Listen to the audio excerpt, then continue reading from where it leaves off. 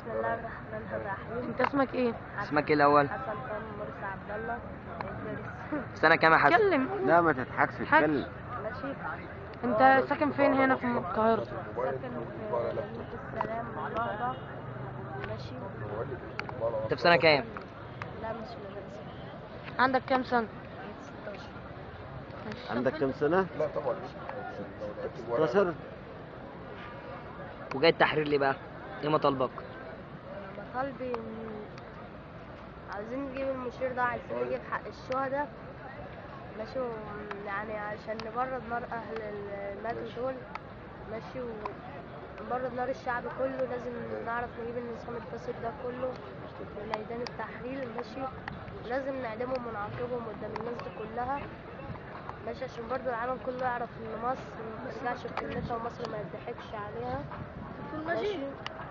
كمان اللجنة الشعبية اللي هي قامت على الميدان دي أكيد ناس مدسوسة من امبارح.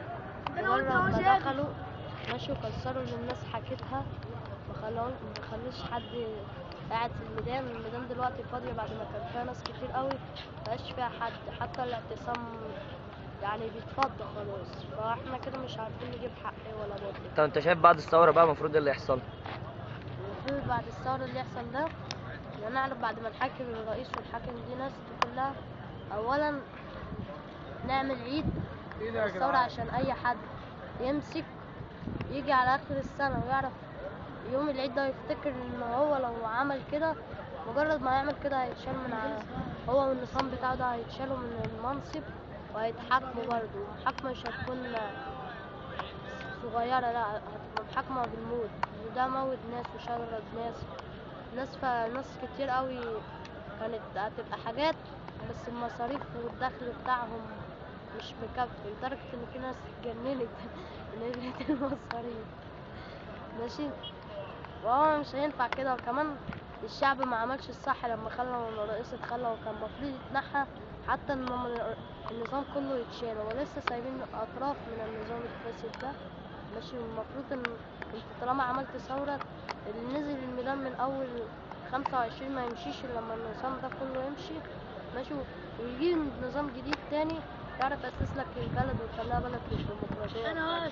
كمان الجيش يعني ما ينفعش ان احنا نضرب فيه وهو يضرب فينا، دول اخوات مصريين زينا، بس دي اوامر وغصب عنك لازم تنفذها.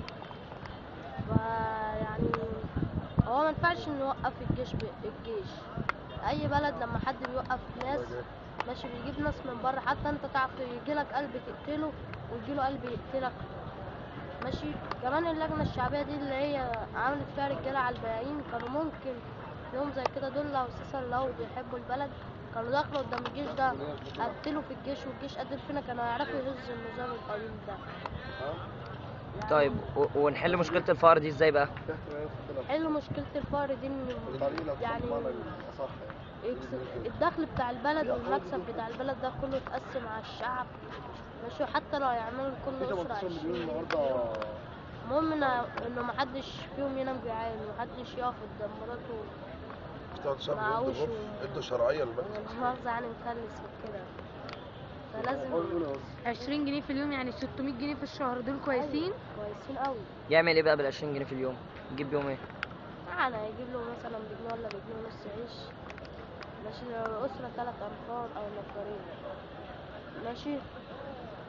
وهيتغدى بقى يعني هيمشي نفسه، هو هيتغدى ب6 7 جنيه، وهيجيب له مثلا لو بيشرب سجاير هيجيب له سجاير على قد على هيمشي مصاريف الأول، بعد كده يعرف يجيب السجاير والحاجات دي. شكرا. المفروض يبقى في مستشفيات وحاجات الناس اللي هي الطبقة المتوسطة دي اللي هي الفقيرة، يبقى في مستشفيات ومدارس حكومية، الناس حتى لما تعرف تعمل حاجة في البلد، ان احنا يعني اكننا شحاتين قدام العالم كله دلوقتي.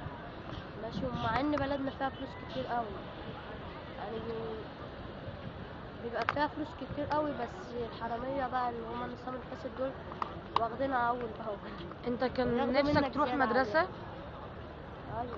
كان نفسك تتعلم وتبقى احسن من كده، بس الظروف اللي في البلد اه ابويا مطلع امي بسبب المصاريف. ما بيبقاش في شغل، ناس كتير بقى مفيش مشاريع الناس تشتغل فيها. ف يعني ناس كتير قوي، اسر محترمة جدا باظت بسبب الحوارات دي. كمان مش لازم يبقى في لجنة او زي حزب كده يسألوا على الفلوس اللي بتدخل وبتخرج دي، ان دي فلوس الشعب مش فلوس الحكومة. ايه رايك في المجلس العسكري؟ هو قال رأيه الصراحة المجلس العسكري بيقول لازم نجيب الرئيس وطنطاوي واحد قال كده نعدمهم هنا في الميدان. الجيش بتاعنا والمجلس مش تبعنا. طب ازاي ثانية واحدة معلش عشان ابقى فاهم.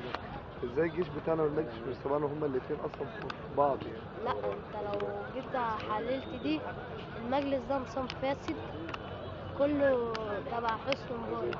ما هما اللي لكن تحتيه بقى الجيش تحتيه هو كلهم فاسدين. الجيش هو الجيش. لا الجيش عساكر وظباط جنود زي الناس اللي هي ايه جت فعلا واتكلمت دي واعتقلت. احنا لازم نعرف نجيب حق الناس دي، ولازم نعرف نحيي فيهم، لازم نعرف نجيبه ونرجعه الشغل بتاعه تاني، ونجيب له حقه وحق اصحابه اللي ماتوا دول.